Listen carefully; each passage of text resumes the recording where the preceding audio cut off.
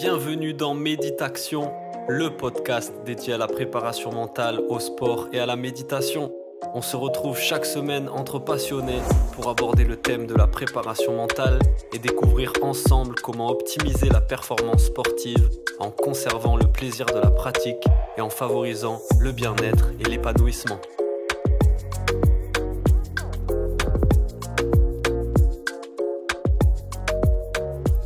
C'est parti, bienvenue à toutes et à tous dans le podcast Méditation. On se retrouve pour un nouvel épisode avec un nouvel invité.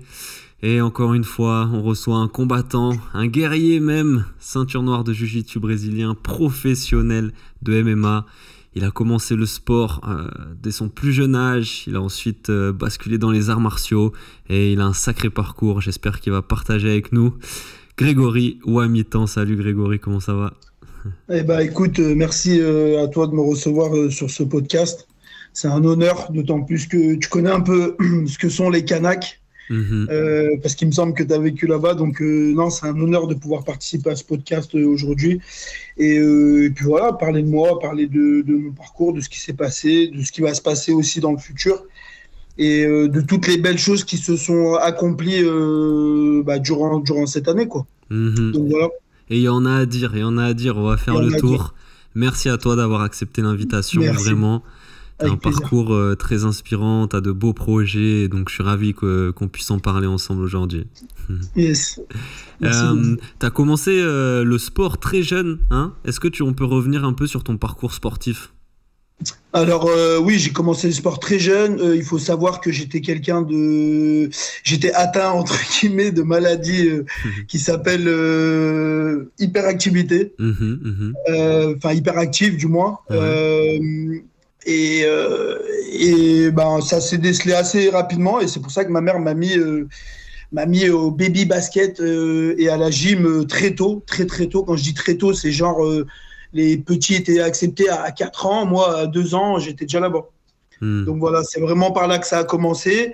Et c'est là où on a pu voir un petit peu mes capacités en termes de faire du sport, de faire des activités qui n'étaient pas forcément de mon âge, mais voilà, où ça s'est bien matché. Et au final, ben, voilà, comme tu as dit, avec les années, avec le temps, en passant par le foot, en passant par le handball, le sport-études aussi, j'ai vraiment eu un parcours sportif de A à Z parce que, comme je te dis, j'étais en sport-études.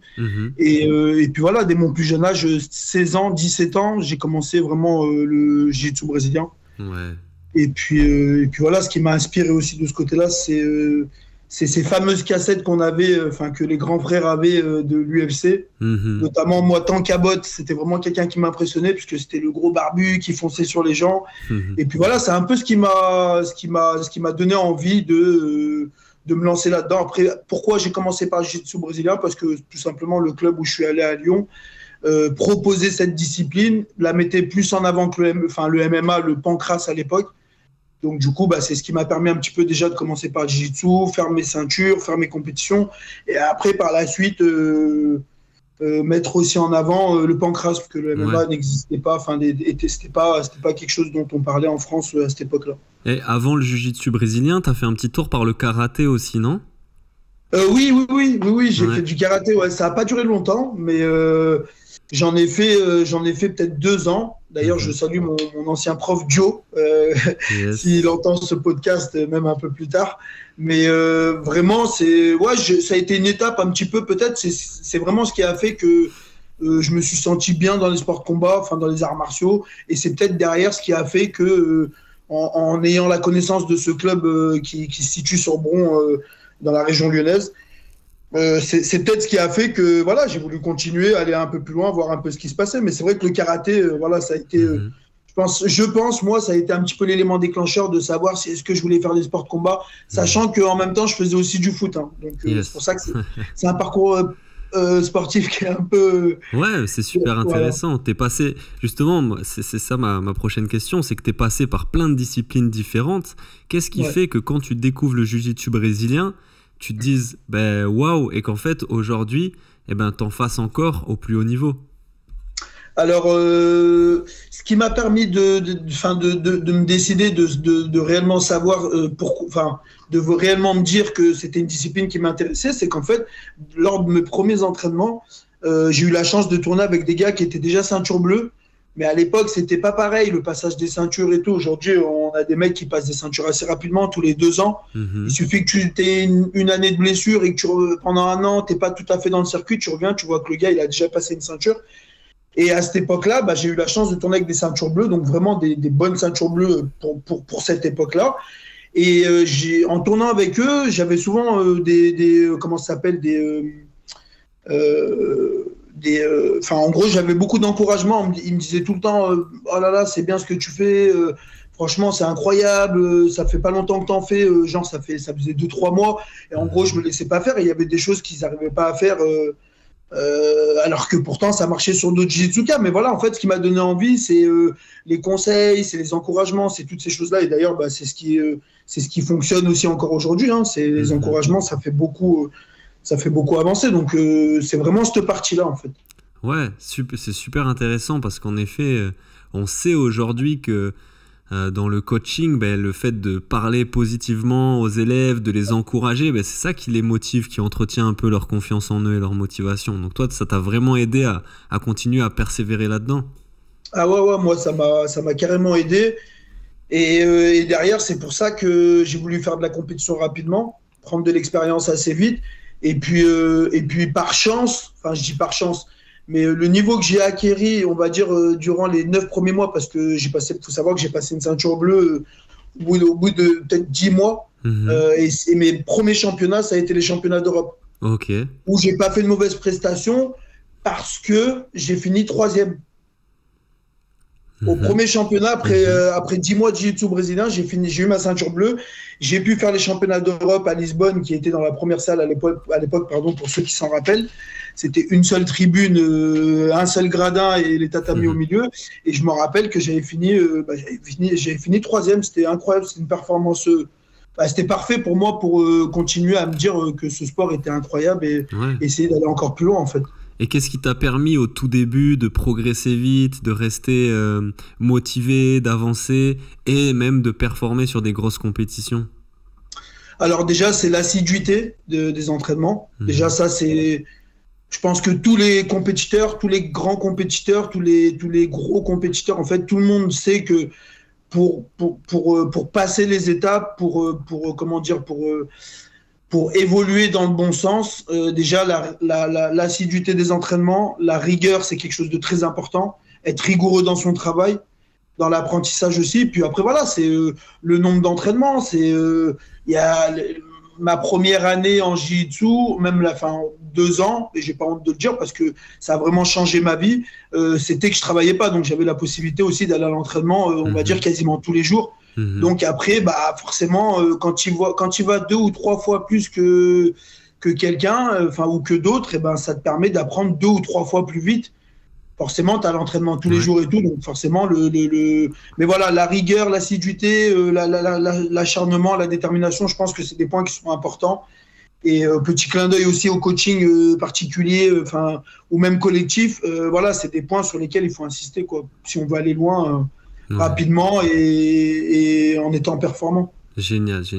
Et ça, tu penses que justement, ces qualités-là de détermination, de rigueur, d'assiduité, c'est des choses que tu avais déjà développées avant dans ton parcours sportif et du coup, que tu as pu réutiliser quand tu découvres le JJB? Oui. Après, je sais pas si j'ai tout le temps eu de la rigueur, etc. Parce qu'après, avant mes 17 ans, voilà, ça reste un âge qui est quand même jeune.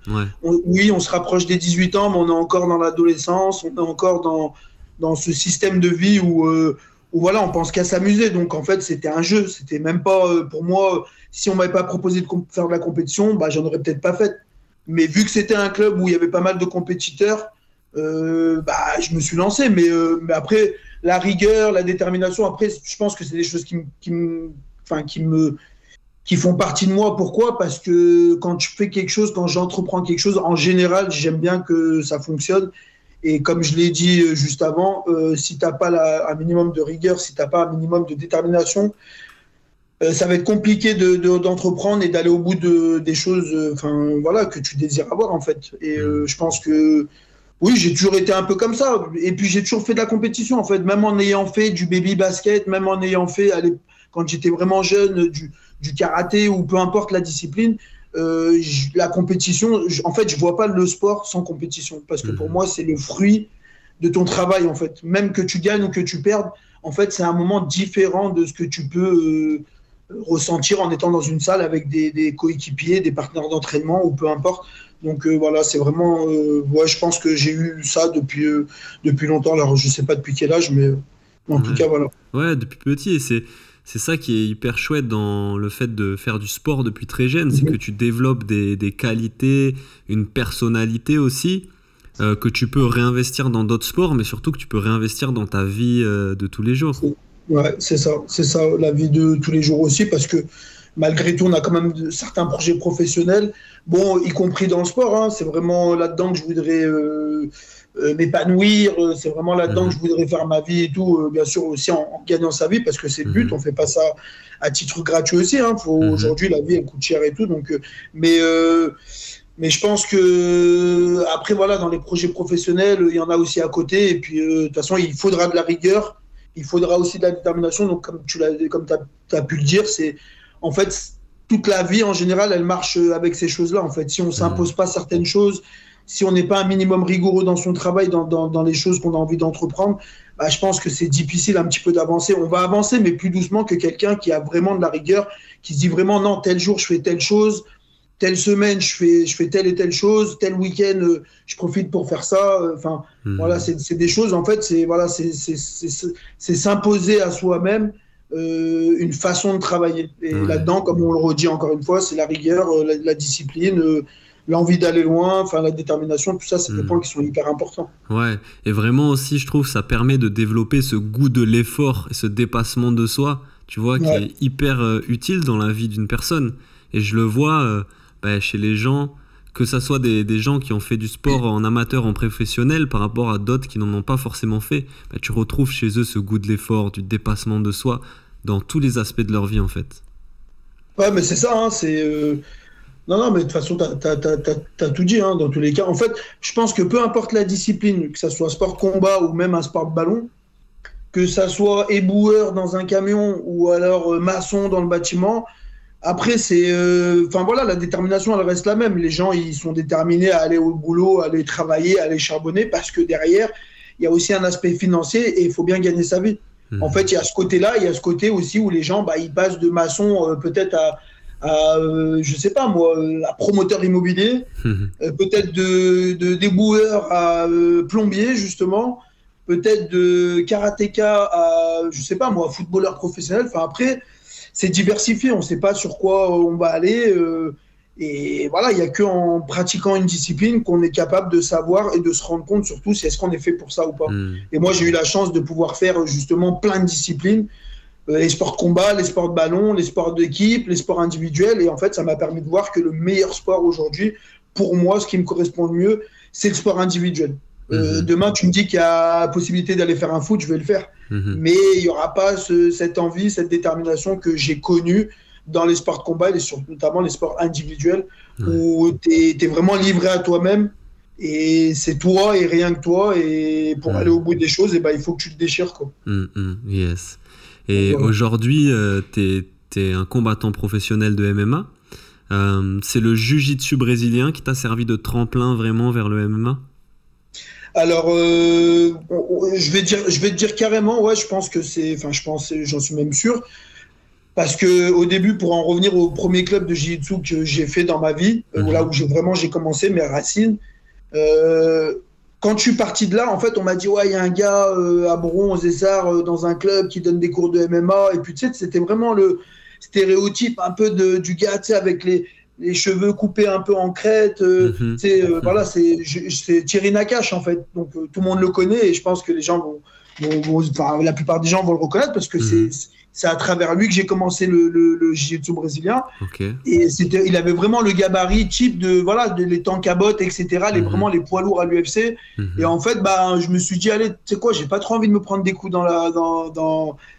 excusez-moi le terme, mais dans la gueule, tu vois. Donc, je vais travailler sur une discipline qui me permettra un petit peu de contrer tout ça, voilà.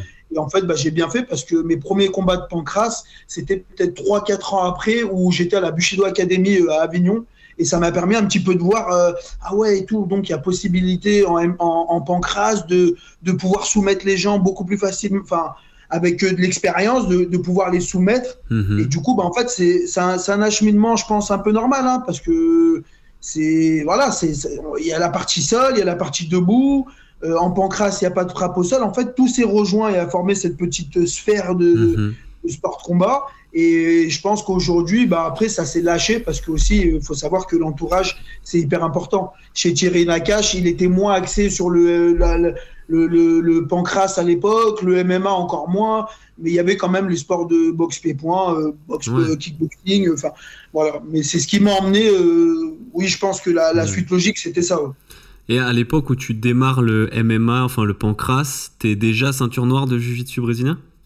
Non, je suis ceinture. Je sais plus si j'étais ceinture bleue ou ceinture violette. En tout cas, c'est dans cette période-là. Alors peut-être après 4 ans de pratique de jiu-jitsu brésilien. Okay. Parce qu'en ceinture bleue, je crois que je suis resté quand même 2 ans. Donc quand tu vois, tu essaies de faire un peu le calcul. Ça tombe je dis entre. Il n'y a pas d'entre ceintures, mais entre bleu et violette. Alors est-ce que c'était à la fin de ma bleue? Est-ce que c'était au début de ma violette? Bon, en tout cas, c'est dans cette période-là. Ok. Et plus globalement, est-ce que tu pourrais dire spécifiquement les arts martiaux, et peut-être même, j'ai envie de te poser la question, spécifiquement le jiu-jitsu brésilien, qu'est-ce que ça t'a apporté dans ta vie?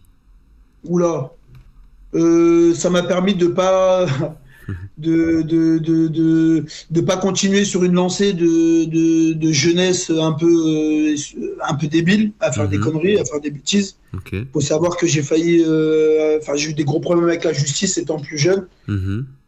La prison est pas passée loin, j'ai fait appel et tout. Bon, après, encore une fois, j'ai pas honte de dire, on a fait des bêtises, on assume, hein, voilà, c'est comme ça.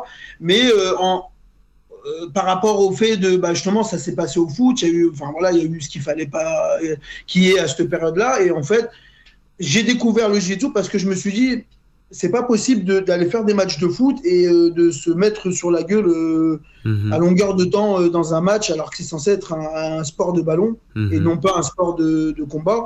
Et en fait, je me suis dit, tu sais quoi, c'est pour faire du foot et aller se battre tous les week-ends, et tu sais quoi, autant aller faire des sports de combat. Donc en fait, vraiment aussi ce qui m'a permis de sortir un petit peu de ces bêtises d'adolescents de l'époque, c'est vraiment le jiu-jitsu parce que ça m'a canalisé, ça m'a montré qu'aujourd'hui dans la rue, même avant, même à l'époque, je me disais, ah ouais, en fait, ceux qui ont des oreilles comme ça, ah ouais, faut faire gaffe en fait. Donc, tu vois, c'est un peu ce qui m'a aussi canalisé, ce qui m'a appris aussi certaines choses sur la vie. Une forme d'humilité aussi. Voilà, beaucoup d'humilité. C'est pas parce que le gars a pas aujourd'hui des grosses oreilles qu'il est pas super fort, tu vois. En fait, il y a eu plein de choses et je pense que c'est ce qui m'a aidé aussi à, voilà, comme tu dis, avoir ce côté, cette humilité, ce côté où, voilà, vous dire, faut faire attention, c'est pas sur qui il faut tomber et tout. Mais voilà, ça m'a beaucoup aidé. Ça m'a beaucoup aidé. Super. Et donc, toi, tu vas au JJB plus pour l'aspect sport de combat, combativité. Et du coup, c'est en commençant le JJB, peut-être que j'imagine, justement, tu rencontres aussi toutes les valeurs et les vertus martiales qui sont véhiculées à travers ce sport-là et qui t'ont peut-être apporté aussi. Ouais. Alors, quand je parlais de discipline tout à l'heure, je pense que le kimono, déjà, c'en est une.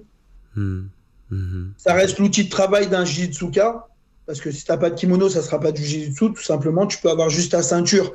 Tu ne feras pas du jiu-jitsu, tu feras plus du grappling ou de la lutte à livrer, comme ils ont l'habitude de faire avec les ceintures.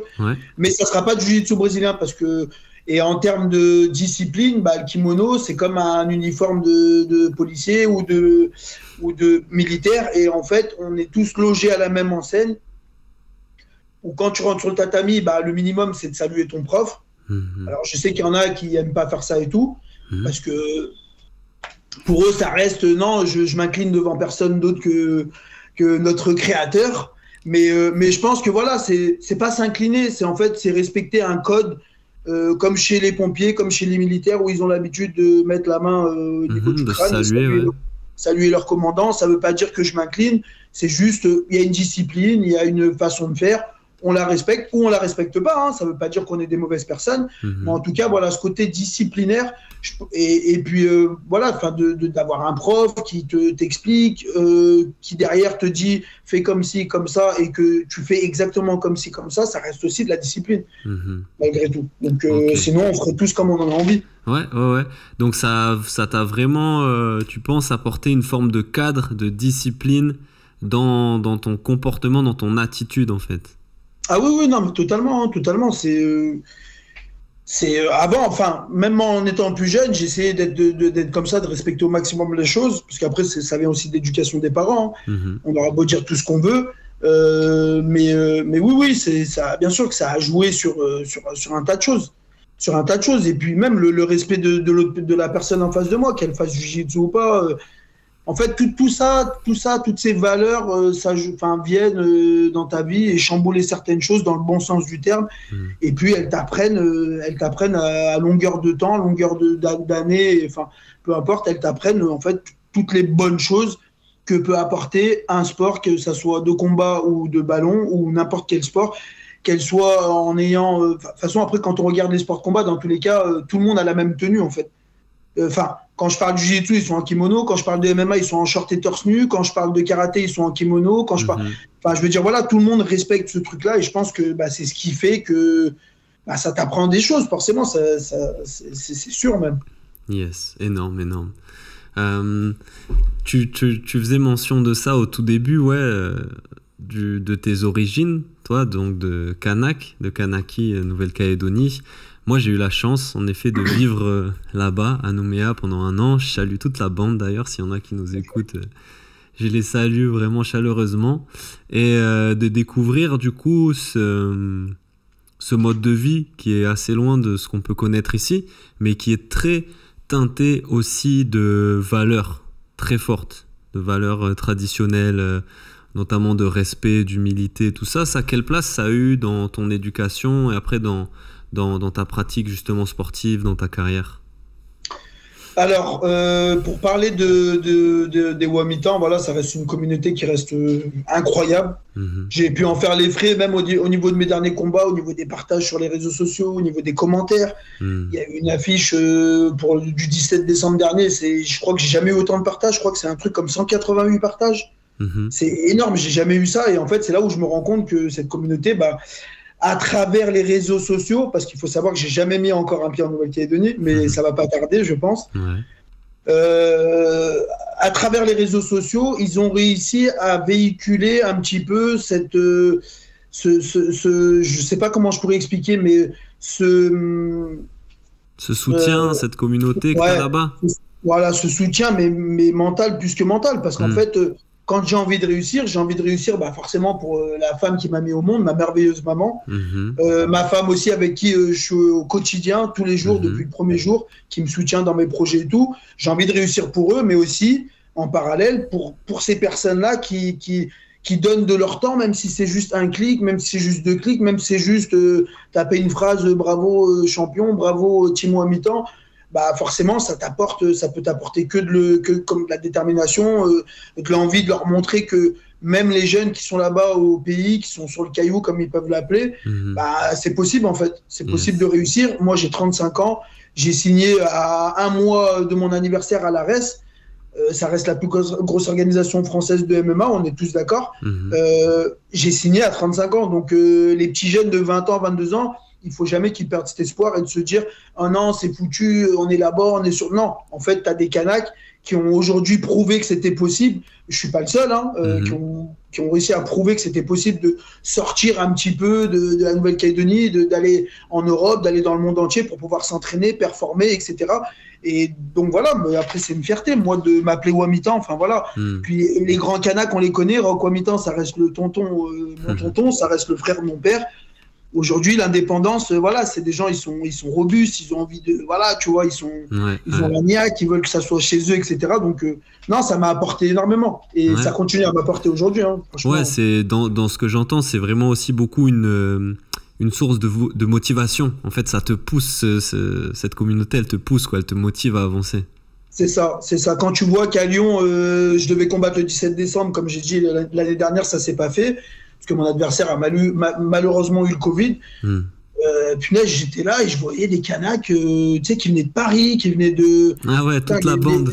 Ah ouais, les gars, enfin même les femmes et tout, tu sais, ils ont fait genre 400, 500 km, il y en a, pour venir me voir.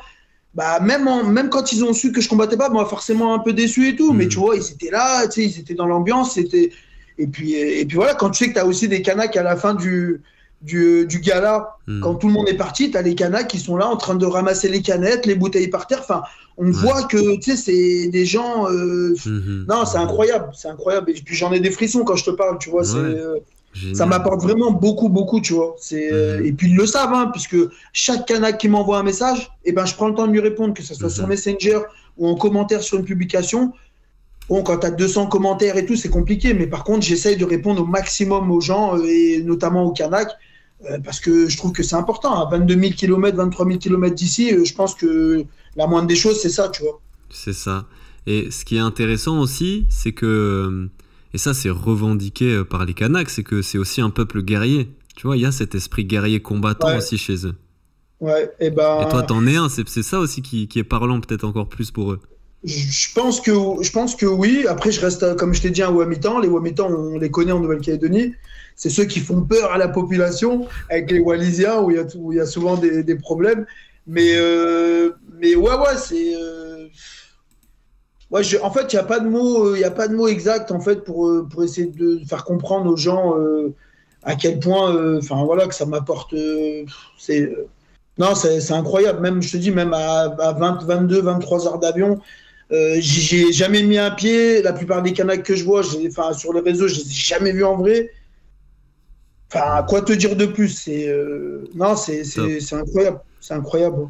Top. Ben, on salue bien toute la bande alors du Caillou. Ouais, et on les remercie pour le soutien. Ouais, merci beaucoup. Franchement, cool. Merci beaucoup.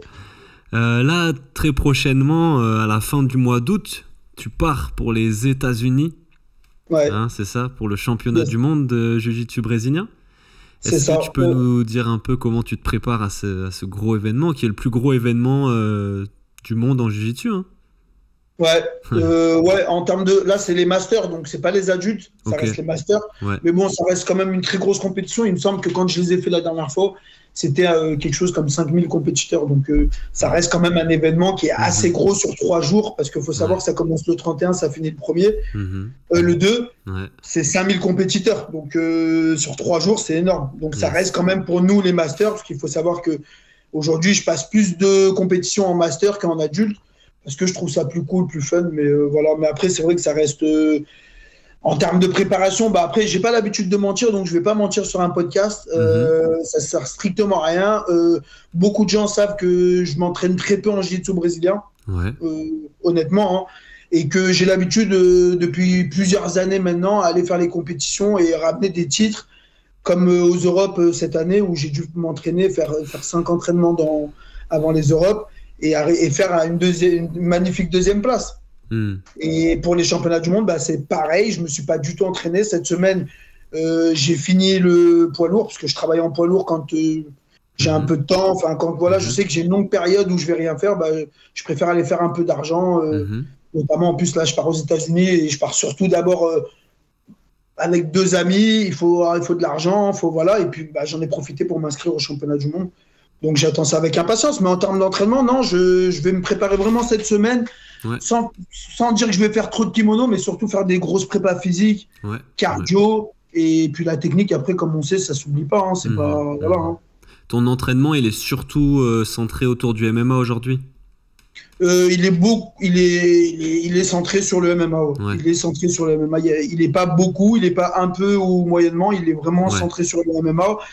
C'est peut-être pour ça aussi que j'ai mis le jiu-jitsu de côté. Alors, je regrette rien dans ces années, je regrette pas ce choix, mais j'en ai peut-être moins envie, mais j'ai toujours envie de faire de la compétition. C'est pour ça que je m'inscris aux compétitions sans forcément aller m'entraîner, parce que derrière, après, je me prépare quand même en MMA. Il y a quand même des grosses prépas fight, des grosses prépas physiques, des grosses prépas aussi cardio, de la technique, etc. Et ça m'apporte, on va dire, cette partie manquante que je fais pas en jiu-jitsu, puisque la partie technique, je pense déjà l'avoir avec les années. T'en restes pas moins un combattant professionnel et un athlète de haut niveau avec ou sans kimono, quoi. Donc, Oui, après, oui, voilà. Moi, comme je t'ai dit, et comme on le sait, moi, je me vois là-dedans. Après, par rapport à mon âge, même mon entraîneur qui est Fabio Pinca, aujourd'hui, qui s'occupe de nous, même qui est en position de manager, qui est ancien, si on peut te dire comme ça, ancien sportif de haut niveau, athlète.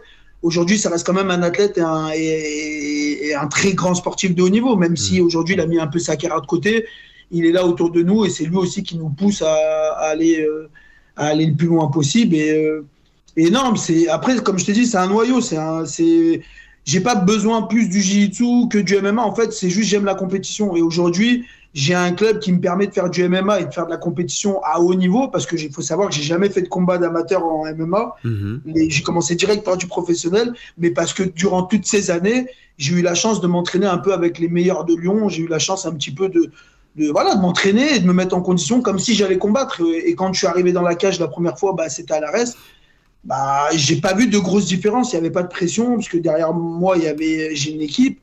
J'ai des gens qui sont athlètes aussi, qui ont cette connaissance dans leur discipline. Et puis voilà, ça met en confiance. Même pour aujourd'hui, demain, après-demain, dans une semaine, je sais que ça sera toujours comme ça, tu vois. Ouais. Est-ce que tu peux justement nous en dire un peu plus sur l'importance, selon toi, notamment peut-être dans un sport comme dans le MMA, de s'entourer de personnes qui sont vraiment spécialistes dans leur domaine et d'avoir une team, quoi, autour de soi? Alors, le but, c'est de s'entourer de personnes qui sont bons dans leur discipline, mais surtout qui sont, j'insiste sur ce mot, mais qui sont compétents.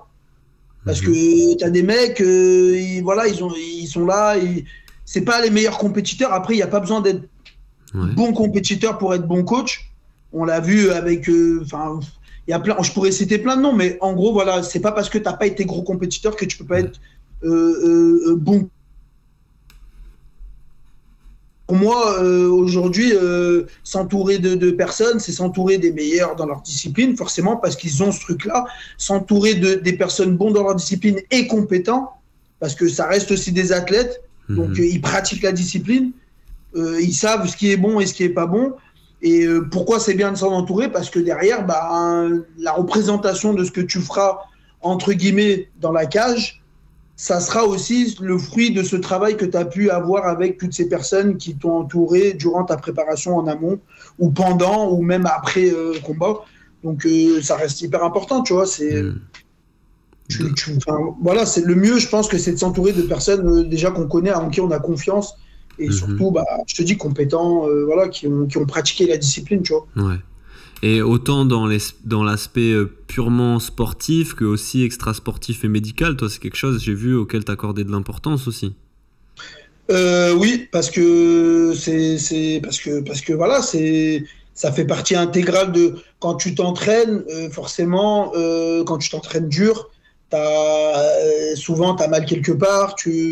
Forcément, après 5 jours intensifs d'entraînement, 2 entraînements par jour, entre 1h30 et 2 heures d'entraînement, quand tu répètes ça 5 ou 6 fois par semaine, forcément ton corps il fatigue, forcément t'es plus, on va dire, t'es plus exposé au fait de te blesser. Alors je parle pas de grosses blessures, mais des fois des petites choses qui vont t'empêcher de reprendre la semaine d'après le mieux possible. Donc forcément, faut trouver le moment pour aussi aller faire des soins. Faut trouver aussi le moment pour se reposer. Ça aussi, c'est très important, parce que le sommeil, ça fait beaucoup de choses. Mais voilà, les soins, que ça soit au kiné, à l'ostéo, je pense que c'est important d'avoir un suivi comme ça, parce que déjà, ça te motive de recommencer une semaine où tu n'as pas de bobo, tu n'as pas de douleur. Et puis, tu as besoin d'avoir ce suivi-là. Si ça arrive pendant la semaine et que tu te fais mal, on doit être capable, parce que ça reste une équipe, on doit être capable de gérer le problème au plus vite et à la source, pour pouvoir adapter les entraînements en fonction de ta blessure ou ton incapacité à pouvoir t'entraîner, en fait, tu vois. Super, c'est vraiment chouette, parce que c'est quelque chose que moi j'essaye d'identifier toujours quand j'accompagne un sportif en préparation mentale, c'est-à-dire voir un peu quel est l'écosystème qui est autour de lui, quels sont les liens qu'il y a entre les différentes personnes qui forment cet écosystème, cette équipe.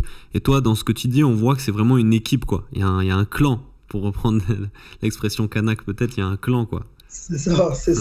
Il y a un clan et c'est un clan qui reste soudé. C'est un clan, comme je l'ai dit, j'ai pu le dire juste avant, c'est des gens qui sont très forts dans leur discipline. T'as lutteur, t'as grappleur, t'as Muay Thai, enfin, tu peux pas, en fait, je pouvais pas te demander mieux, c'est pas possible parce que toutes ces personnes-là, aujourd'hui, elles m'apportent tout ce dont j'ai besoin. La stabilité, c'est un anti-stress parce que d'avoir des gens qui ont performé dans leur discipline, qui aujourd'hui sont reconnus dans leur discipline et qui sont dans ton dos quand tu combats, bah forcément tu te lâches, t'as envie de faire au mieux, t'as envie de leur prouver, de leur montrer, et puis même à tous les gens qui regardent que t'es capable d'eux, mais voilà, ouais, le noyau de l'équipe il est vraiment trop important. Je pense que j'en serais pas là aujourd'hui si j'avais pas eu déjà Fabio Pinca, parce que c'est lui qui me pousse déjà depuis 10 ans, depuis la création de Ringside, le premier Ringside, c'est lui qui m'a toujours poussé à faire de la compétition, enfin pas de la compétition, mais faire voilà, aller combattre, et ça s'est fait tard. Au final, je regrette pas parce que le meilleur entourage pour moi, je l'ai en fait. Donc voilà, c'est important, yes. Que ça soit le médical, que ça soit la technique, que ça soit le mental, on a besoin d'être accompagné. Sur le mental, justement, toi, tu dirais que quel mental il faut avoir pour être un combattant professionnel? Bah, le mental, après, c'est déjà, comme j'ai dit, c'est de rien vouloir lâcher, en fait, même à l'entraînement. On sait que les entraînements sont beaucoup plus difficiles que le combat, entre guillemets, hein, je mets bien entre guillemets, parce que les coups sont vraiment portés sans protection quand tu es en professionnel en combat. À l'entraînement, c'est un peu différent, mais moi, je pense que tu sois à l'entraînement, en fait, la détermination, l'envie, il faut qu'elle reste la même, en fait, que ça soit en combat ou que ça soit à l'entraînement. Il faut essayer de rester focus sur son objectif, c'est-à-dire même pendant les entraînements, faut y aller à fond, quoi. Faut pas chômer, parce que tout ce qui va être représentatif dans la cage, c'est ce que tu feras à l'entraînement. Donc si tu fais n'importe quoi, tu t'entraînes mal, tu respectes pas les heures d'entraînement, le nombre d'entraînements par semaine, après, derrière, je pense qu'il ne faudra pas s'étonner du résultat dans la cage, en fait. Tu vois. Toi, quand tu repenses à des grosses compétitions auxquelles tu as participé, ou des gros combats avec du public, voilà, des grosses organisations, est-ce qu'il y a eu des moments de stress? Et comment ça se manifestait un petit peu chez toi? Alors, s'il y a eu du stress, ça a peut-être été de la rigolade. Ouais, parce que vraiment, à l'arrêt, genre jusqu'à temps que le rideau il s'ouvre, qu'on nous dise de y aller, d'avancer. On était encore en train de rigoler derrière le rideau, tu vois. Mais parce que, comme je t'ai dit, c'est que derrière, je sais qu'autour de moi, il y a des personnes qui font que ils arrivent à me mettre à l'aise, en fait. Je sais qu'ils ont pour la plupart la possibilité de donner les bons conseils au bon moment. Donc en fait, vas-y, on est là, on passe un bon moment, tu vois. On passe un bon moment, on rigole, voilà. Et puis quand on arrive vraiment pour rentrer, bah là, ça y est, t'es obligé d'être sérieux. Tu peux plus t'inventer une vie, tu peux plus te permettre de rigoler. Tu peux rigoler, mais après chacun fait comme il veut. Mais moi, je sais que s'il y a du stress, ça se transmet par de la rigolade, en fait. Ouais. Alors, est-ce que quelqu'un qui est stressé tape des fous rires et tout, etc. Je sais pas. Mais en tout cas, moi, ça s'est traduit par ça. Mais je me suis pas senti, moi, spécialement stressé. Même Fabio, même les gars qui étaient avec nous ce jour-là, ils n'ont pas senti forcément de stress. Vas-y, j'étais là. De toute façon, c'est un combat en règle. Hein. Il y a un arbitre, il y a des juges, il y a mes potes dans le public, il y a ma famille dans le public, tu vois. Okay. Donc, forcément, non, le stress, non, je pense pas en avoir eu. Et comme je t'ai dit, si on a eu, c'est vraiment minime, et ça s'est vraiment traduit par de la rigolade tout le long de la préparation, l'échauffement, etc. Tu vois. Ouais, c'est intéressant, et en même temps, c'est très important ce que tu dis, parce que c'est aussi ne pas perdre de vue le plaisir qu'on prend à faire ce qu'on fait, même quand on va combattre, quoi. C'est ça. C'est ça, c'est ça. Pas perdre de vue l'objectif, mais être détendu et se dire que si on fait ça, c'est parce qu'on en a eu envie. Ça veut pas dire qu'on peut pas rigoler. Et après, chacun, il est comme il est, hein, parce que tu as des gars, ils vont être concentrés, il faudra pas leur parler. Tu en as d'autres, ils vont... est-ce que tu peux me ramener ici? Tu sais, c'est plus les mêmes personnages qu'à la salle. Il y en a comme moi qui rigolent, il y en a comme d'autres personnes qui sont énervées, qui sont vraiment dans le truc. Donc après, je pense que ça dépend de chacun. Et comme je t'ai dit, l'entourage, je pense qu'il fait beaucoup sur le fait que le stress, il soit pas au rendez-vous comme il devrait être, si c'était peut-être pas eux dans mon coin, tu vois. Ok, on voit encore l'importance de s'entourer des bonnes personnes parce que ça va influencer positivement ton état mental aussi pendant le combat. Ok, super. Je dis ça parce que c'est vrai que je vois souvent des compétiteurs, notamment en jiu-jitsu brésilien, qui arrivent en compétition et justement qui peut-être perdent un peu de vue le plaisir qu'ils ont à faire ce sport et n'arrivent finalement plus à prendre du plaisir en combat parce qu'il y a du stress, parce qu'il y a du public, des choses comme ça, tu vois. Et donc... Ouais, ça, mais de toute façon, c'est pas qu'en jiu-jitsu. Il y a en jiu-jitsu, oui. En fait, je pense dans tous les sports où à partir du moment où tu es en compétition et qu'il y a une place à gagner, parce que c'est pas genre foot loisir ou n'importe quelle discipline en loisir où vraiment. Tu sais, c'est voilà. Et puis encore une fois, je pense que les sports individuels, t'as encore plus envie de gagner parce que tu es l'acteur de ce qui se passe et tu es l'acteur de ce qui va se passer. Peu importe le résultat. Mais derrière, après, forcément, après, comme j'ai dit, c'est l'entourage et tout. Donc forcément, après, peut-être que ces personnes qui perdent un peu leurs moyens ou qui perdent un peu de vue cette chance de pouvoir pratiquer le jiu-jitsu brésilien ou le MMA ou n'importe quelle discipline, encore une fois, c'est peut-être l'entourage ou c'est peut-être que eux, à l'intérieur d'eux, ils ressentent peut-être pas les bonnes choses, ils ont peut-être pas la bonne vibes, ils ont peut-être pas le bon mental pour ça. Après, derrière, voilà, le résultat, il est là ou il n'est pas là. Après, tu fais un travail sur toi, tu fais un travail sur ta façon d'être et ta façon de faire quand tu vas aller combattre pour améliorer ça. Mais c'est vrai que ça, après, c'est propre à chacun, encore une fois. Ouais, c'est important ce que tu dis. Il y a un vrai travail intérieur aussi à faire par rapport à ça. Et notamment, comme tu disais, par rapport à l'enjeu. Finalement, si c'est l'enjeu, le résultat qui te met une pression, enfin que tu te mets une pression par rapport à ça, quoi. Ouais, oui, non, mais c'est ça, hein, comme tu as dit, hein, le résultat, c'est le plus important. De toute façon, en compétition, un compétiteur, il a envie de la première place. Il s'en fout de la deuxième, il s'en fout de la troisième, il s'en fout de faire un podium avec deux places de troisième. Moi, il me semble, si, cette année, je suis quand même monté, parce qu'il faut savoir que c'est la première fois de ma vie que je pars au championnat de France et que je me fais sortir au premier tour. Voilà. Cette année, ça a été vraiment bizarre. Après, c'est comme ça. De toute façon, il faut accepter. On accepte de gagner, donc il faut accepter de perdre. Ça fait partie du jeu. Il y en a qui ont été meilleurs que moi. Et je l'accepte et vivement l'année prochaine. Mais en tout cas, voilà, ça fait bizarre. Ça fait bizarre, mais voilà, on veut toujours faire mieux. On veut toujours, et forcément, vu que je m'entraîne moins en jiu-jitsu, il y a des performances que je fais plus, etc. Mais on va s'y remettre. Yes. Est-ce que tu repenses à un combat jiu-jitsu brésilien ou MMA pendant lequel le mental a vraiment joué un rôle déterminant?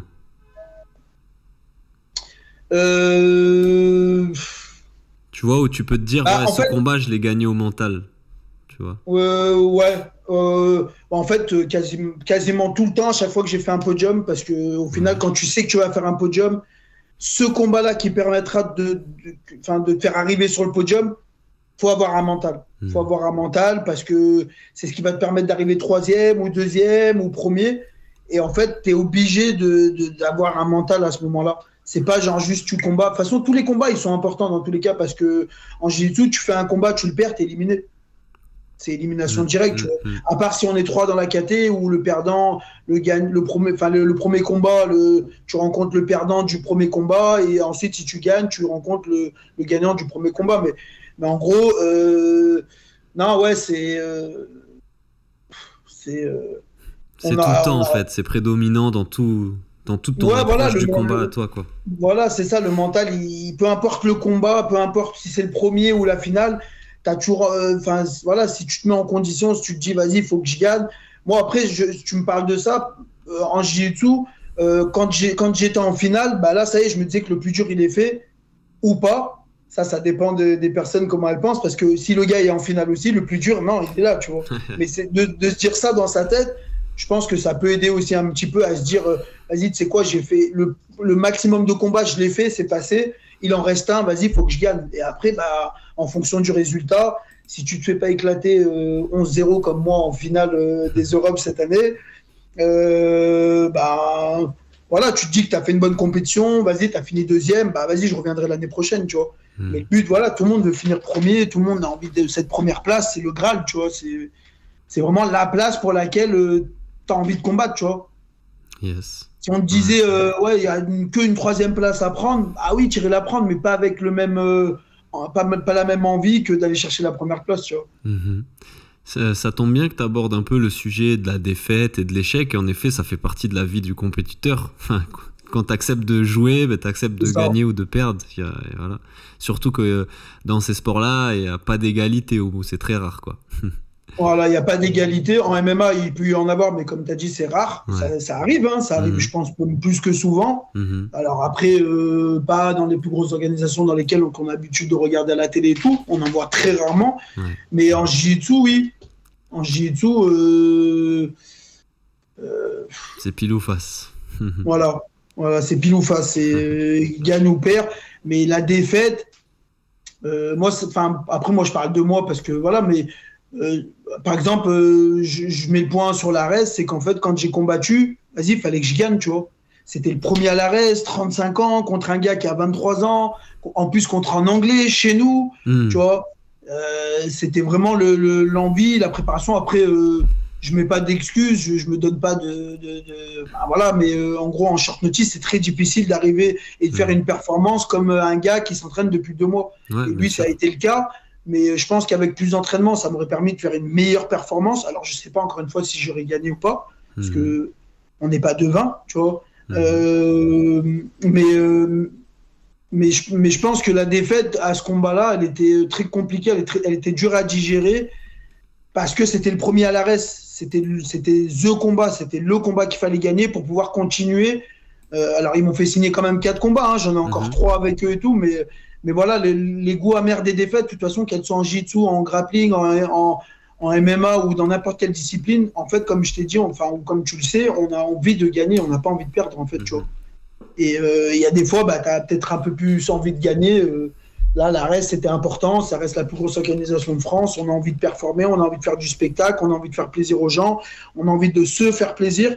Et voilà, on veut gagner, tu vois. Donc, voilà, ça dépend après du gars d'en face aussi qui est là pour la même chose que tout simplement.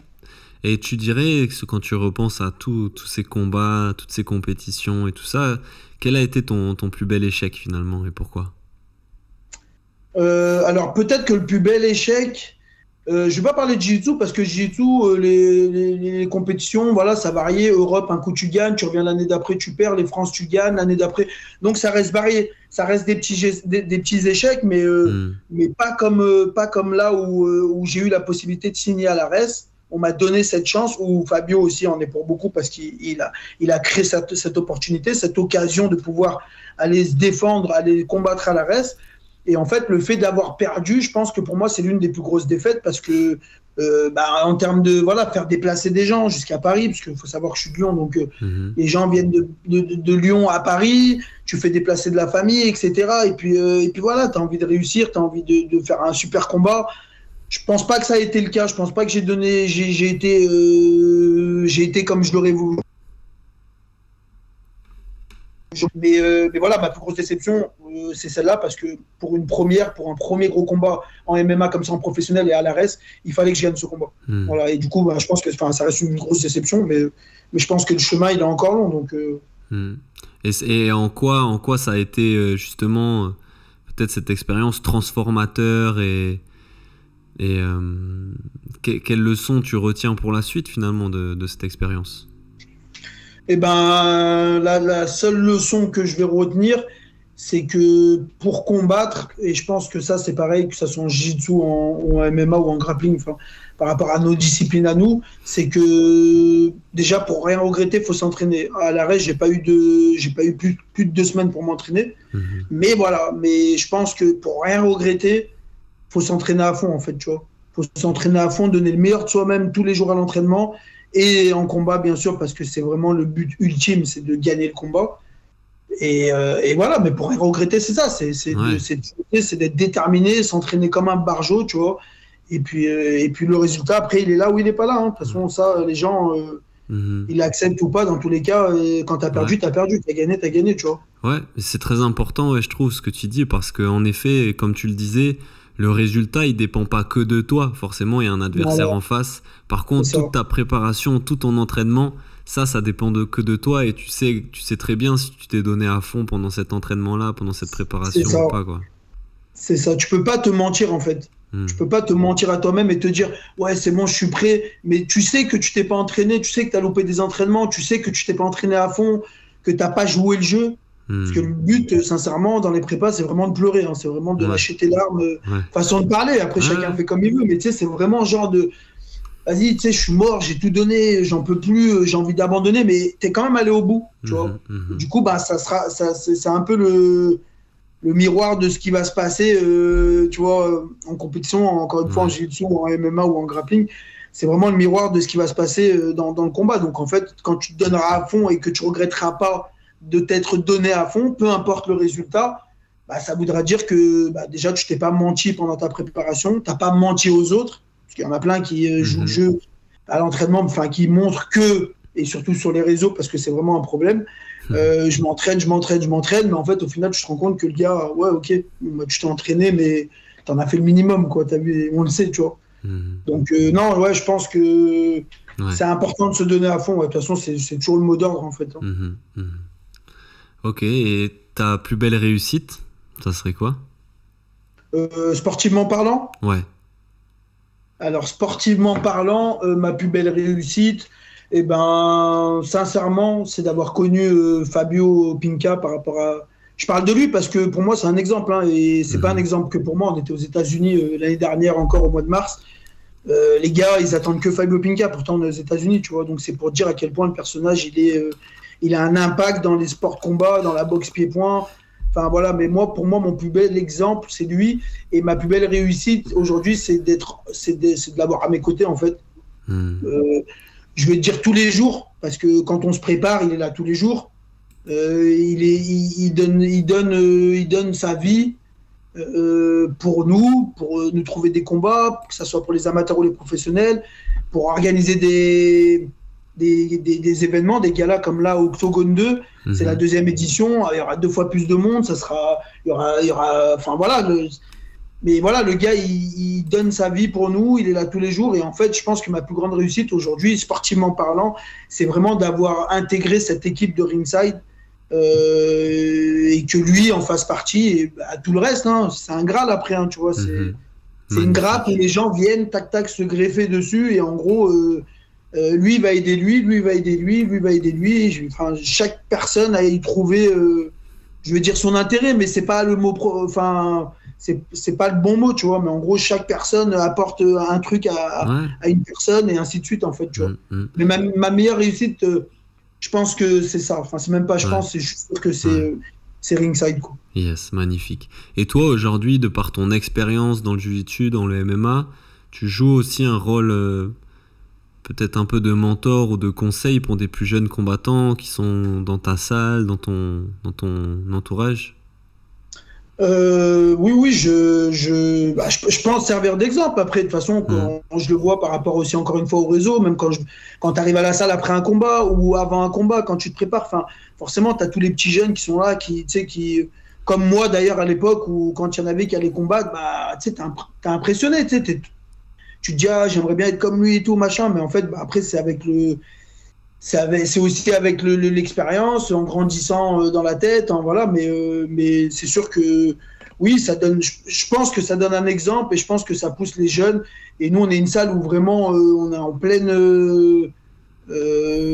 essor vers la compétition, qu'elle soit amateur ou professionnelle. On commence à avoir énormément de gens, et je pense que oui, ça sert d'exemple, et puis voilà, même pour moi, tu sais, ça, comment dire, c'est flatteur, tu vois, de me dire, ah, le petit, le jeune, le plus jeune, le un peu moins jeune, ah, tu vois, il aime bien comme je suis, comme je tourne, mon mental, ma mentalité, etc. Donc, S'ils sont comme ça, après, tant mieux. Moi, je dirais pas que j'ai contribué à ça parce qu'ils déteignent juste de cette façon d'être et cette façon de faire. Et après, voilà, le chemin, c'est eux l'histoire, le chemin, c'est eux qui le font, l'histoire, c'est eux qui l'écrivent. Tu vois, ça dépendra que d'eux. Moi, j'essaie d'être moi-même et de donner le meilleur exemple possible, tu vois. Yes, génial. Et donc, aujourd'hui, c'est quoi ton plus grand challenge aujourd'hui?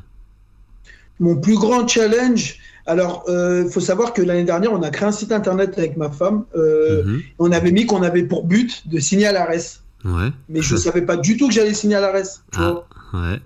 Pour moi, ça, voilà. C'est fait. Voilà, c'est ça. Mais 35 ans, tu ne te dis pas qu'il va y avoir des. Voilà, après, j'ai compris un petit peu pourquoi j'ai signé en short notice, etc. Après, je ne vais pas rentrer dans les détails, mais ils m'ont quand même proposé 4 combats. Ouais. Mais on avait déjà, l'année dernière, mis pour projet. En gros, les ambitions, c'est de signer à l'ARES et pas manquer. 6 mois après, 7 mois après, qui sait, c'est l'ARES qui vient à nous et qui nous propose un contrat de 4 combats.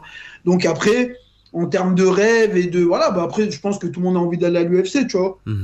Et ça reste l'organisation la plus prestigieuse, la plus grosse au monde. Et pourquoi pas, t'as vu, je me dis, en fait, s'il y en a qui ont réussi à le faire, pourquoi pas moi? Carrément. Tu vois, donc ma détermination, mon projet, oui, c'est d'aller plus loin que l'ARES. Maintenant, à l'ARES, il va d'abord falloir que je fasse mes preuves. Ça prendra peut-être le temps qu'il faudra, mais en tout cas, voilà, ma détermination, c'est d'aller dans une plus grosse organisation. Et puis voilà, que ça soit l'UFC ou autre chose. Hein. Ça peut être en Russie, comme on a un Lyonnais qui s'appelle Malik Merad, où lui, il avait signé à l'ACB. C'est en Russie. Enfin, je veux dire, voilà, t'as le ONE FC aussi, qui est, je pense, aussi accessible. Plus accessible que l'UFC ou que n'importe quel, parce que voilà, il laisse la chance aux combattants, mais voilà, ouais, non, je pense que peu importe, après, tant que c'est une grosse organisation plus grosse que l'ARES, pourquoi pas aller plus loin, quoi, plus loin encore. Aller plus loin, voilà, c'est ça. Yes. Je voulais attends, merde, j'ai perdu ma question. Ton plus grand challenge. Et oui, justement, dans ce challenge-là, comment les gens peuvent te soutenir?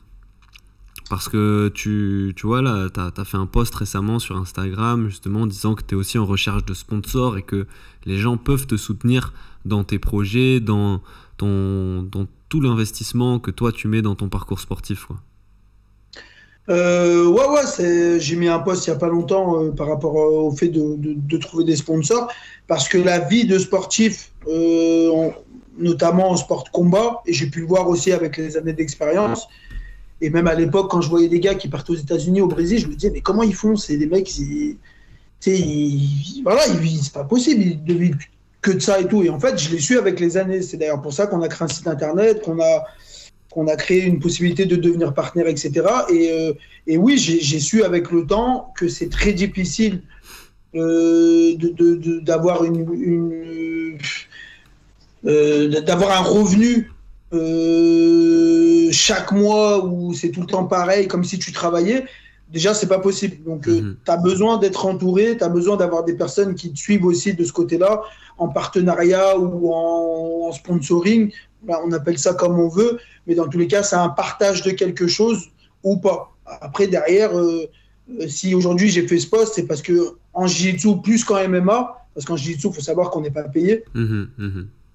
Après, je ne sais pas les tenants et les aboutissants par rapport au fait des plus jeunes en équipe de France. Je ne sais pas comment ça se passe par rapport au jiu-jitsu. Voilà.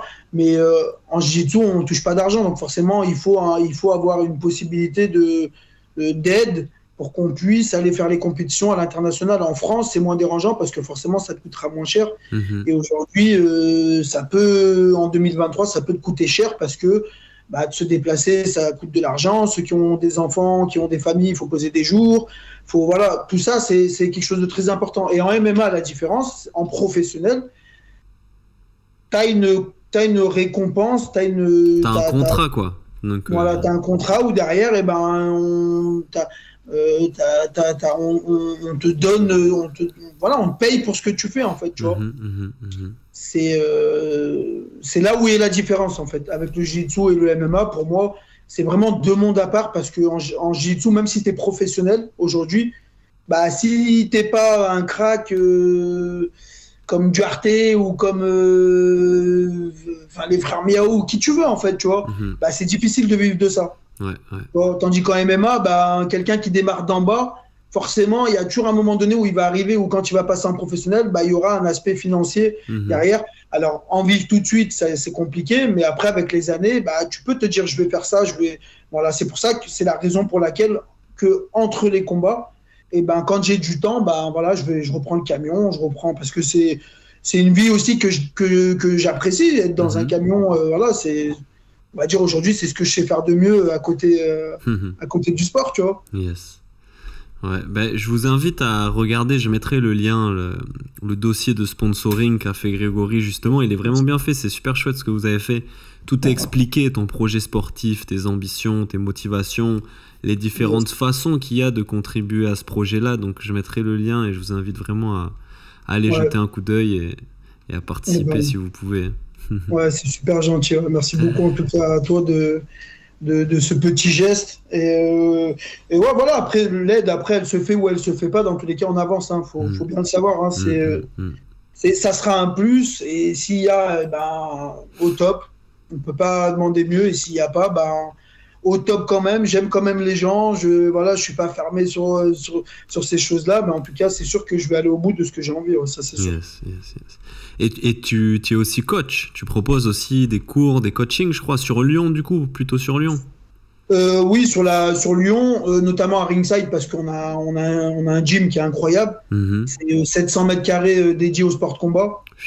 Cool. Donc c'est une salle incroyable en termes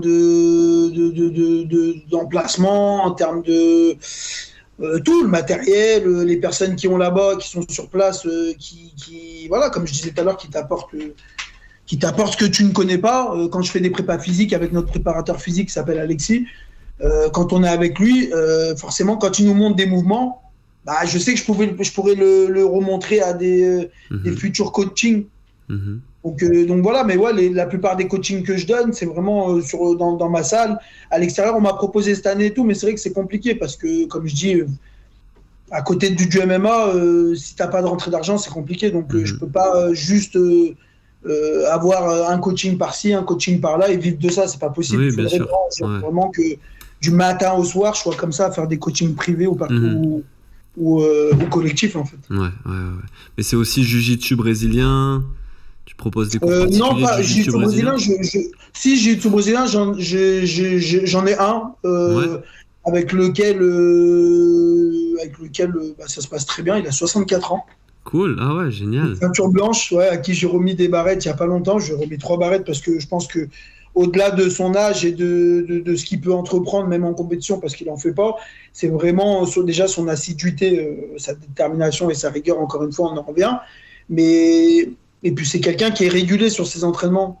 Alors je lui ai pas donné les barrettes il n'y a pas d'aspect financier, il y a pas de je lui donne les barrettes pour le garder vers moi.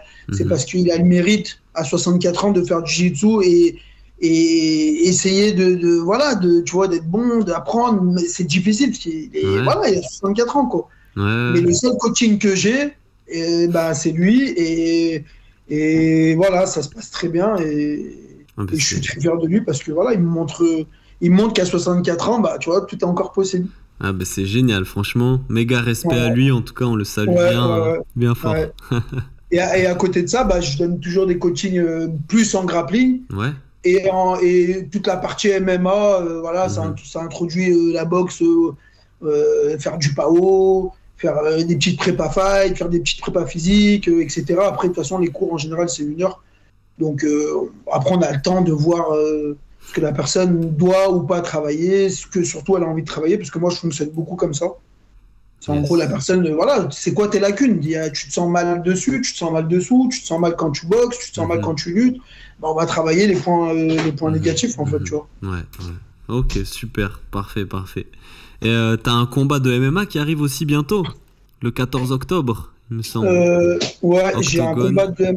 Comment? Octogone, t'en parlais, ça? Voilà, Octogone 2e édition, organisée par le fameux Fabio Pinca. Et puis voilà, j'ai déjà... sans même, enfin pour l'instant voilà, il y a que les affiches qui sont sorties. On va commencer à se préparer là. Enfin, moi je pars aux États-Unis, mais les gars commencent à se préparer fin août. Moi début septembre, quand j'arrive, je commence ma prépa. Mais en tout cas, ce combat-là, c'est un combat attendu parce que ça me permettrait vraiment de me mettre dans le positif, que ce soit mental ou au niveau du score. En fait, c'est vraiment voilà, et puis même de combattre à Lyon, enfin là en l'occurrence ça sera à Villefranche, mais de combattre à la maison, de combattre dans notre organisation, de combattre contre un gars, je sais qui est pas mauvais, tu vois, en soi, voilà, il a combattu, je l'ai déjà vu faire des guerres et tout machin, donc voilà, j'ai envie, j'ai hâte, c'est le 14 octobre et voilà, je serai prêt. Cool. Ben allez, un rendez-vous alors le 14 octobre pour ce bel événement. C'est cool, à domicile en plus. Ouais. Chouette. Question que je pose toujours aux invités. Est-ce que toi, il y a une musique que tu aimerais nous recommander, que tu écoutes justement peut-être à l'entraînement ou avant un combat, avant une compétition, tu vois, qui te motive, qui te galvanise? Alors, la musique, c'est marrant que tu me parles de ça parce que il y a une musique qui me transcende, c'est grâce à petite dédicace à ma femme. En fait, on cherchait des sons. C'est vrai que de rentrer sur des sons de quartier, etc., c'était un peu. Fabio, il va se reconnaître. C'est qu'en fait, tu sais, ça va pas avec moi, en fait. C'est les sons où dedans il y a des insultes et tout, machin. Moi, c'est. Voilà. À la base, je voulais mettre un son de GSX. C'est un groupe de Lyon où, vas-y, dedans, bon, ça dit un peu des mots grossiers, etc. Et c'était pas en adéquation avec, soi-disant, mon personnage. Okay. Donc, en fait, ma femme, elle a cherché des musiques et on est tombé sur Medine. Et le nom, c'est Ataï, la musique. Ah, ben oui, c'est la chanson sur le chef Kanak, justement, qui a fait la première révolution contre la France, je crois. Contre les colons, c'est ça. Elle est géniale cette chanson. Quand je l'écoute, enfin non, elle est incroyable. Et puis en fait, venant de Medine, maintenant je sais, et en ayant regardé un peu de plus près, parce que je me suis pas juste intéressé à la musique, du coup je me suis intéressé un petit peu au personnage, même si je connaissais déjà ses sons, mais c'est vrai que je me suis pas penché sur son histoire. Et ben il a pour habitude de faire des sons dans ce style-là où il y a une histoire et en gros il crée un son à partir de cette histoire, mais il crée pas un son juste à partir de cette histoire, il s'intéresse d'abord à l'histoire et de là il crée un son. Et en fait quand j'ai vu ça, quand on a entendu ça, j'ai dit mais c'est incroyable. Ouais. Surtout incroyable, pour toi, ça a beaucoup de sens, c'était raciste. Ah ouais, ça a plus que du sens parce que c'est grâce aussi à ça aujourd'hui si peut-être les Kanaks existent. Ça se trouve, ils n'auraient peut-être pas existé. On ne sait pas en fait ce qui se serait passé à l'époque, tu vois. Mais en gros, s'il n'y avait pas eu de révolution de ce côté-là, peut-être que j'aurais peut-être pas la Nouvelle-Calédonie tatouée sur le pec, j'existerais pas, mon père existe. Enfin, tu vois, voilà, il y a un tas de choses qu'on pourrait se dire, tu vois. Ouais. En plus, c'était un grand guerrier, un chef de guerre, donc c'est clair. D'après ce que j'ai pu comprendre, même au travers de la musique et tout, je pense que ça a fait beaucoup de choses et puis voilà, c'est une très bonne chose. C'est une très bonne chose, très bonne musique. Et puis voilà. Je suis pas sûr, mais je crois que le morceau doit s'appeler Ataï, peut-être A-T-A Itrema pour ceux qui cherchent. Itrema, c'est les deux petits points, c'est ça au-dessus du. C'est ça. Medine Ataï, c'est ça. Elle est incroyable, en fait, même quelqu'un qui n'est pas kanak, en fait, le son qu'il a associé à la musique, les petits bruits de fond un petit peu et tout, j'ai vraiment l'impression d'être transporté en Nouvelle-Calédonie en fait et d'être vraiment à côté du chef Ataï, tu vois. Ouais, c'est ça. C'est un truc de fou. Génial. Ok. Et donc tu fais tes entrées sur ce son en général? J'ai fait mon entrée à Arès sur ça. Je vais la faire, je pense, sur le 14 octobre là. À Menton, je l'ai pas fait parce que j'ai un ami de Lyon qui fait du MMA, qui boxe aussi en amateur, qui voulait absolument que je rentre sur un de ses sons. Ok. Et en fait, ce qui a été incroyable, c'est que les gens ont vraiment kiffé, même le directeur du casino, dédicace à lui d'ailleurs s'il écoute ce podcast, et ben même lui, et ben il était genre, il m'a même envoyé un message pour avoir la musique de mon collègue. Ouais, et c'est une musique vraiment, tu sais, qui te met dedans en fait. Il te parle de bagarre, de clé de bras, tu sais, donc forcément, c'est en adéquation avec le, tu vois. Ouais, ok, c'est un morceau sur le MMA en fait. Voilà, sur le MMA, sur le fait de, en gros, je suis tout seul, en combat, voilà, j'ai besoin de personne, voilà, tu vois, etc. Donc c'est un son vraiment aussi les gens ont tous kiffé. Voilà, même le DJ, etc. Énorme. Tout le monde a aimé. Alors après, je pense pas que je vais re-rentrer sur le même son à Lyon le 14 octobre. Après, on verra. Ça sera vraiment, je pense, au moment, tu vois. Ok. Bon, merci pour la recommandation en tout cas. Ouais, avec plaisir. Chouette. Pareil, question que je pose à chaque fois. Est-ce que tu aurais un livre à nous recommander, peut-être un livre qui a eu un impact important sur toi, tu vois, sur ta vie, sur ma vie? Alors c'est pas du tout un livre de sport de combat, ni volume 1, volume 2 de Jiu-Jitsu brésilien pour ceux qui connaissent, mais qu'on m'a prêté, voilà, tu vois, j'ai voulu. Je suis pas un grand lecteur, mais il y a quelque chose qui a un peu changé. Je vais pas dire ma vie, mais ma vision de la vie, tu vois, c'est deux choses différentes. C'est en gros, c'est comment je vois les choses aujourd'hui, dans quel sens on avance, est-ce qu'on avance bien, est-ce qu'on n'avance pas bien. Il s'appelle la stratégie du choc. Et je pense qu'il y a plein de gens qui le connaissent. Ça m'a aidé pour plein de petites choses. Ça m'a montré qu'aujourd'hui, la vie tient vraiment qu'à un fil. Même au niveau des personnes qui nous gouvernent, voilà. C'est un livre qui a changé un peu ma vision des choses. Et aujourd'hui, je fais les choses avec envie et je le fais surtout parce qu'il faut le faire, parce qu'on n'a qu'une vie et que demain, ça peut se terminer par un Covid, par un truc, par une connerie, tu vois, qu'on va nous mettre en place, tu vois. Donc ça a vraiment changé ma vie. La stratégie du choc, ok, intéressant. La stratégie du choc, ouais. Yes, merci. Voilà. Dernière petite question avant de conclure ce bel épisode. Est-ce que tu aurais un invité à me recommander avec qui je pourrais parler justement peut-être de préparation mentale, de sport, d'arts martiaux, tout ça? Alors, en Jiu-Jitsu ou en MMA?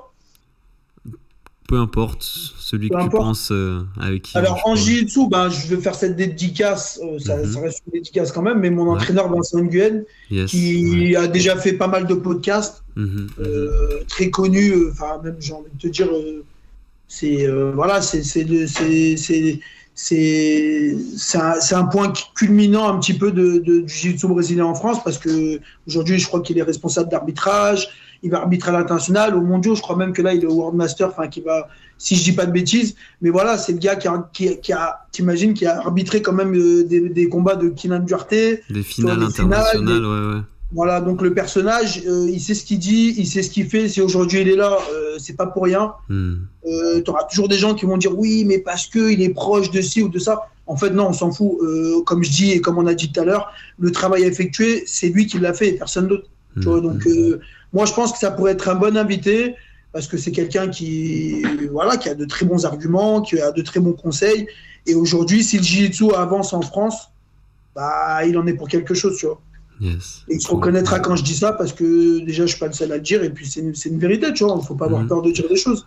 Et t'es pas le premier à me recommander d'inviter. Ah ouais, non, Vincent, mais aucun regret, aucun bégaiement même de ma part de dire ouais, je sais pas si. Non, c'est valeur sûre à 1000%, vraiment. Si j'arrive à l'avoir entre deux Word, Pan et. Ouais, parce qu'après, voilà, il y a ça aussi.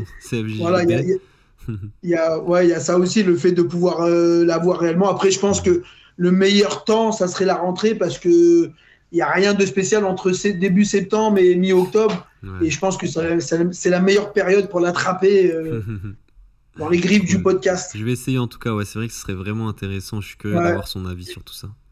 Ouais, ça pourrait être pas mal à prendre Jiu-Jitsu et en MMA, tout ce qui est sport combat comme ça. Je pense que Fabio. Après, je te parle des personnages que je connais, je te parle des personnages avec qui j'ai l'habitude d'être.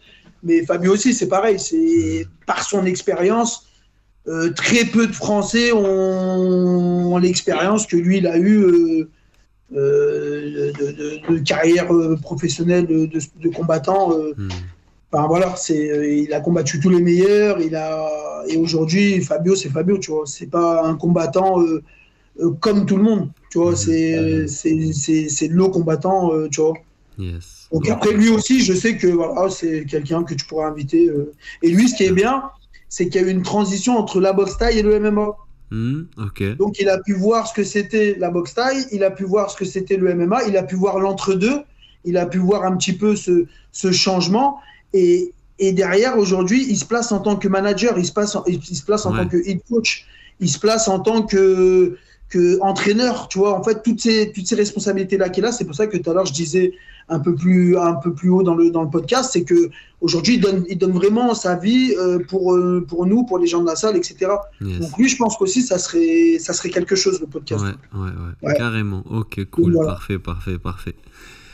Écoute, Grégory, je suis obligé de te remercier encore une fois pour ce bel échange, de nous avoir partagé tes défaites, tes échecs, tes réussites, tes challenges, ton parcours, tes ambitions. C'est vraiment chouette d'avoir tous ces retours. Moi, je te souhaite beaucoup de réussite là, dans tes prochaines séances, même dans ta vie en général. C'était vraiment intéressant de pouvoir échanger avec toi, donc merci beaucoup. Ouais, merci à toi. Hein. Puis je te remercie beaucoup déjà d'avoir pris le temps de m'avoir proposé de faire ce podcast.